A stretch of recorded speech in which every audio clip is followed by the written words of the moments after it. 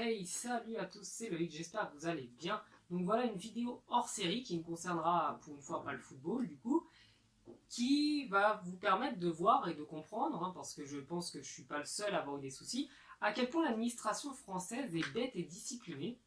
Donc je vais vous l'expliquer à travers mon expérience, en vous expliquant grosso modo ce qui s'est passé, et en vous expliquant comment j'ai réussi à m'en sortir, parce que c'était quand même pas facile. Précisons avant de commencer la vidéo, je vais parler de problèmes administratifs, donc si vous en avez eu avec l'administration, avec des abus d'administration, mettez-moi ça en commentaire et je lirai tout ça avec plaisir. Donc nous sommes en 2017, en mai 2017, et je m'apprête à passer mes épreuves de BTS en commerce international.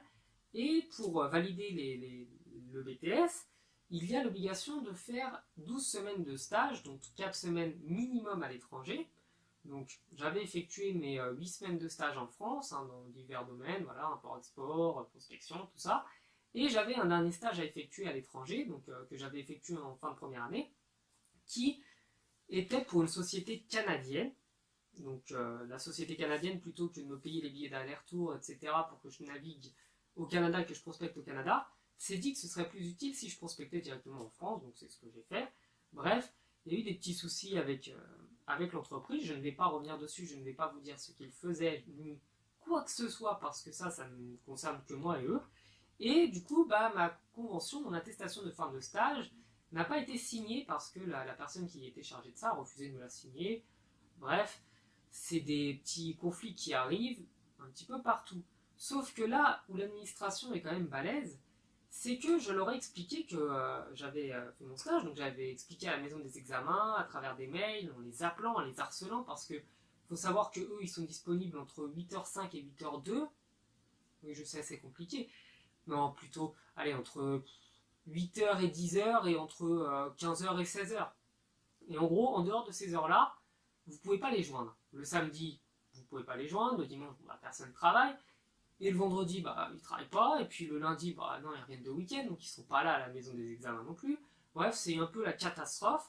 Et donc j'ai tenté par tous les moyens de leur expliquer que j'avais effectué mon stage.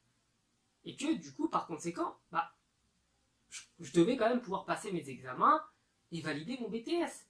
Et ils en ont conclu, après délibération, vous savez, les fameuses soi-disant délibérations où au final ils refusent tout le monde, eh bien ils en ont conclu que je n'avais pas fait mon stage, alors que j'avais les preuves que je l'avais fait.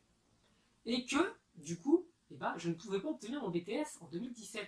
Donc j'étais très heureux, j'avais vraiment qu'une hâte, c'était de refaire une année de BTS, c'est vraiment la joie et le bonheur. Et j'ai tenté de négocier quand même avec eux, mais ils n'ont rien voulu savoir. Et la seule chose que j'ai eu à faire pour pouvoir valider mon année, cette année valider mon BTS, c'est de refaire un stage à l'étranger. Donc celui-ci, je l'ai effectué aux Émirats Arabes Unis, il n'y a pas eu trop de problèmes, tout ça, tout ça. J'ai mon attestation de fin de stage, oh là là, c'était ça aussi, c'était la mission du combattant. Et j'ai réussi quand même à l'avoir. Donc à avoir mes conventions, à préparer mes dossiers de stage, mes rapports de stage, préparer mes oraux, tout ça. Je suis très content, je suis confiant parce que je me tue depuis 6 mois à réviser mes cours tous les jours. Et je reçois un courrier de la maison des examens, sur le coup je comprends pas trop, ils me disent que ils n'ont pas mes attestations de fin de stage. Donc je me dis c'est quand même bizarre. Comment ça ils n'ont pas mes attestations de fin de stage alors que je leur ai tout envoyé et que j'ai les originaux. Donc je comprends pas sur le coup. Et du coup, l'heure des examens approche, ils me renvoient un courrier encore une fois, donc je me dis, oula, il y a vraiment un truc, je vais pas pouvoir passer mes examens. Et donc je les harcèle au téléphone, je leur envoie des mails, machin. Et là, vous savez quoi? Eh bien, il y a une sale bonne femme de la maison des examens encore, qui m'appelle en m'agressant, en parlant très mal, en me parlant d'une manière où si elle était devant moi, elle mérite un bon coup de poing dans la tête. Bon, je l'aurais pas fait de toute manière, parce que pour être aussi débile, elle a sûrement des troubles psychiatriques, donc on s'en prend pas aux gens qui ont des défaillances mentales, mais elle m'agresse en me disant qu'il y a une de mes attestations qui n'est pas valable. Je lui dis, mais attendez, mon attestation de fin de stage aux Émirats, elle est valable, je vous ai tout donné.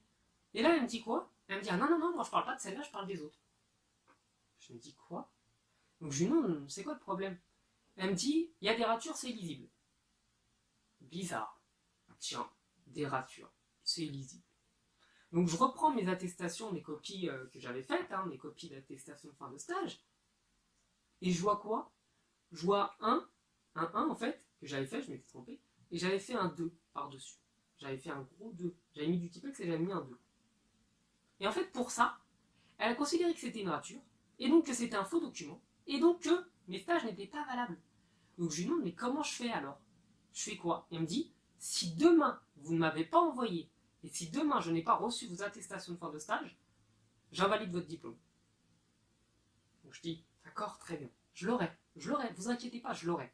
Et donc comme elle voit que je m'énerve pas, elle renchérit, et elle me provoque, je tombe pas dans sa provocation, et je lui dis, vous inquiétez pas, vous aurez vos documents demain. Et donc ce que j'ai dû faire, c'est que j'ai pris mon Navigo et j'ai dû faire un aller-retour de ma ville à Argenteuil. Donc il faut savoir que moi je suis un petit peu dans le sud du 92. J'ai dû aller dans le nord du 95, donc à 40 km d'ici, faire un aller-retour pour refaire une attestation de fin de stage.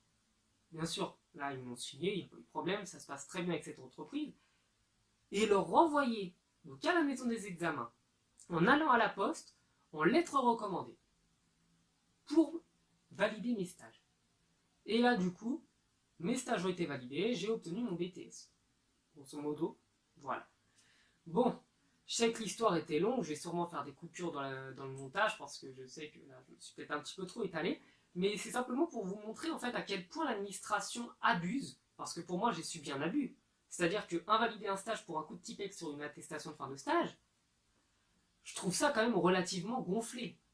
Et c'est des gens qui, eux, par contre, s'ils font une erreur, il faut leur pardonner tout de suite, c'est-à-dire que s'ils n'envoient pas les documents aux élèves, eh ben c'est pas de leur faute. S'ils perdent vos documents, parce que ça arrive hein, qu'ils perdent vos documents, c'est pas de leur faute. Si ils se trompent de dossier, qu'ils envoient ça ailleurs, eh ben c'est pareil, ce n'est pas de leur faute. Mais si vous faites la moindre petite faille, vous avez la moindre petite faille, ne vous inquiétez pas, ils vont vous massacrer. Donc voilà, un petit coup de gueule contre l'administration. Je vous ai expliqué en détail toute l'histoire que j'ai subie. Et puis, si vous avez eu d'autres problèmes aussi avec l'administration, n'hésitez pas à m'en parler en commentaire et ça me fera toujours plaisir.